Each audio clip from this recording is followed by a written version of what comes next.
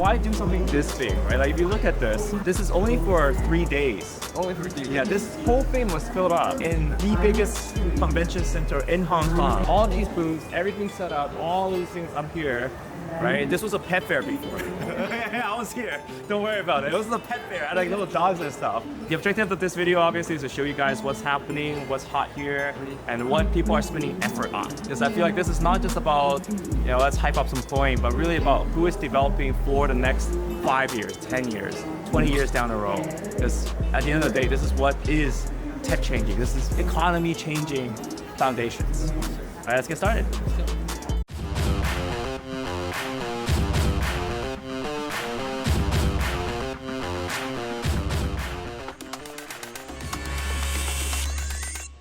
Hi guys, we're here with Fami. Is this outside his booth?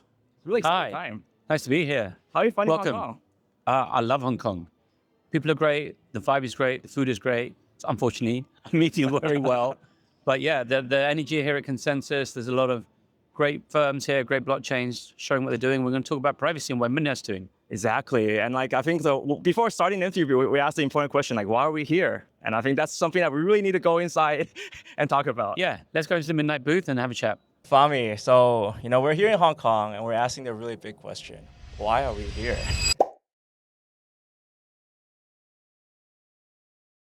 So we're still a little bit early here. I mean, right now it's 9:30 a.m. in Hong Kong, and yesterday everyone had parties. So we're still here to sneak peek at what everything's like. Let's walk around, let's go.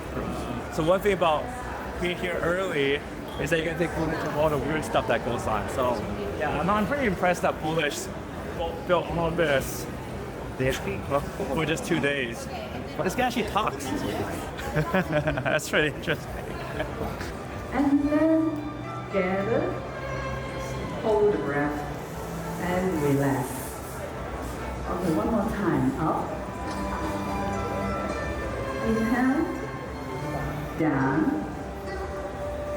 Up. Inhale. Please join me in welcoming a true visionary, Charles Hoskinson.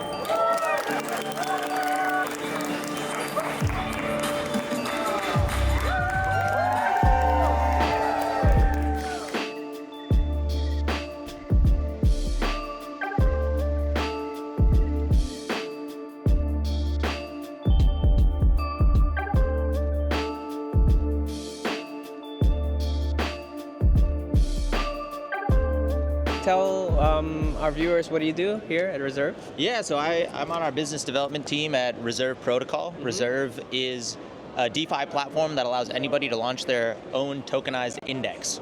So it's similar to an ETF, but for crypto. So you can hold one token and get diversified exposure to a bunch of different tokens. So how many indexes do you guys have?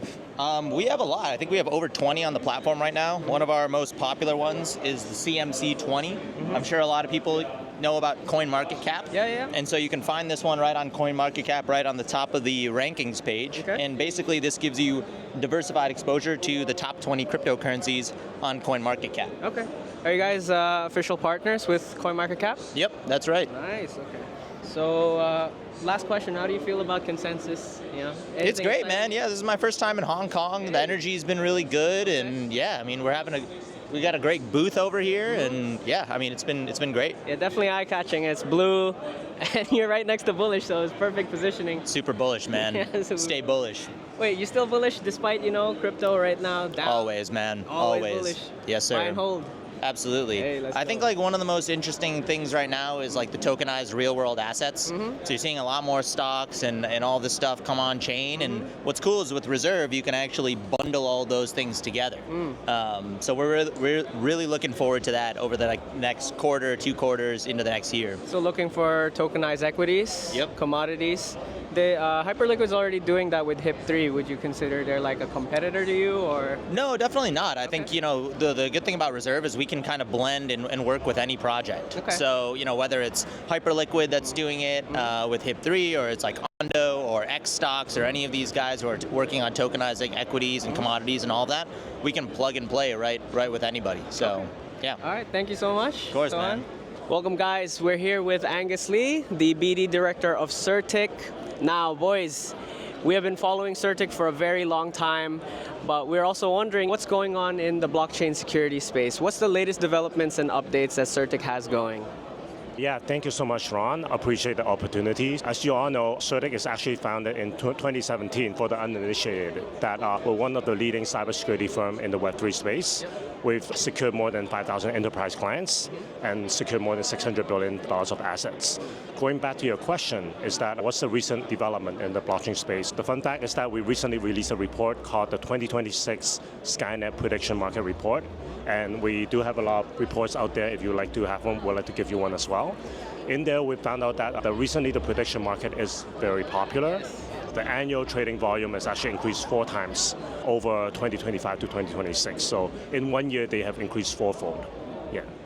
And are there any more popular security risk going on with the wallets that are engaging in prediction markets? We've been seeing on CT that actually there are hacks going on with Polymarket and Kalshi traders. Is that also a thing that CertiK is addressing as well? Or are there any procedures that you would recommend for a predictions market trader to be aware of their security? Yeah, within the Polymarket, obviously it's one of the top 3 largest trading volume prediction market protocol. And yes, we did notice that there was a provider vendor that had some issues on the authentication side. So we would know and obviously see that the security risk becomes higher as the architect is merged between Web 2 and Web 3. And this is the reason why we're paying a lot more attention to it. Besides from the normal standard smart contracts audits, we also provide penetration tests that help secure the protocol from an application layer. So we're definitely paying a lot more attention to it right now, yes. Okay, so last question for you, Angus. What would be the biggest feature or biggest project that CertiK is laying out for this year? Something that will, let's say, revolutionize blockchain security. That's actually a very good question. We have always been developing a lot of products. Unfortunately, a lot of them is still under wraps right now.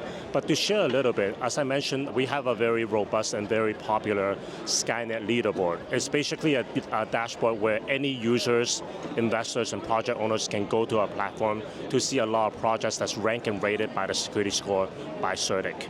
And I encourage a lot of people to go over there and take a look at it because you will understand more about how the security is for each protocol.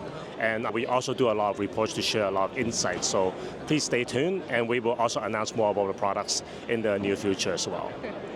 Thank you so much, Angus. That's been a pleasure. Thank you so much. Thank you. So Ron, I think you had a really cool observation about a lot of the booths here. So what's that?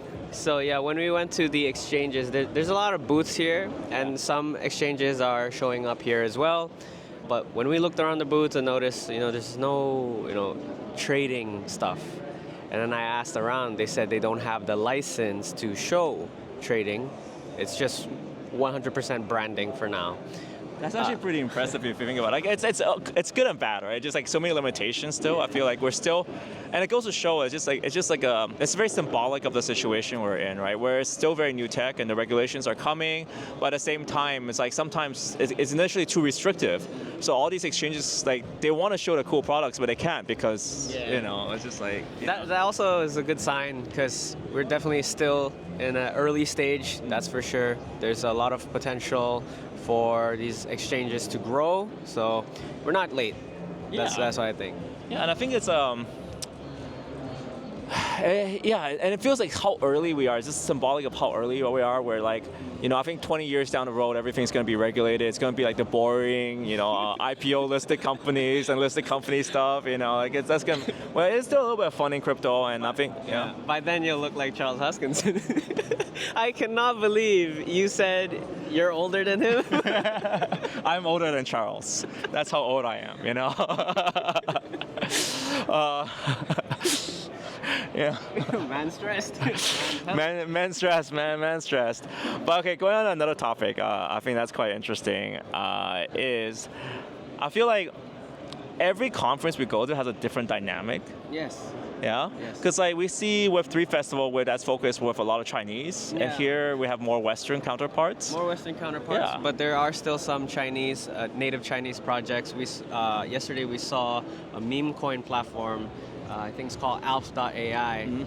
It's like BullX. They have their own coin system. Alpha is an OG coin. Yeah, it is, right? Yeah, it's very, very OG. So I feel like that's where Hong Kong actually still has a role. Like, and Asia has a big role as well, where like, I feel like the crypto community is actually diverted after COVID and the lack of communication from China. And China really, they hid themselves away from Western media because they don't want to show up on media anymore because of the China crypto ban.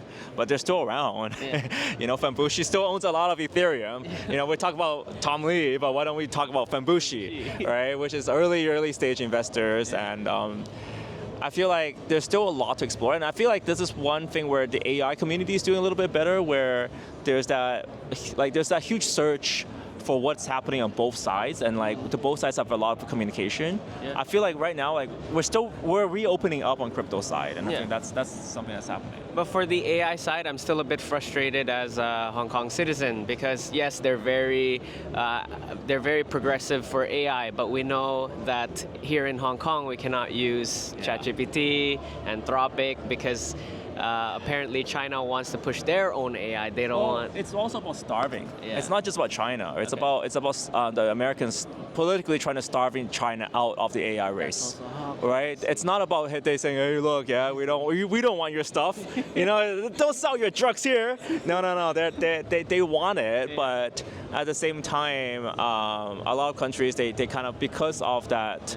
And we're seeing this firsthand where before the world was very cooperative, now it's like China versus US. Now, you know, which side are you on, right? So I feel like there's that tension, right, going on where everyone's trying to produce a different model going on. That would definitely be my number one lookout. China and Hong Kong stance on AI and crypto. But I like lean more towards AI now. Like, can we please just use ChatGPT and Anthropic? Like, come on. You know what I mean? Looking at you guys. Please. All right. Okay. So we're gonna do more videos. It's actually quite interesting, the different dynamics, like who's listening, who's following, and it's actually quite fun to be here. So with that, let's head out.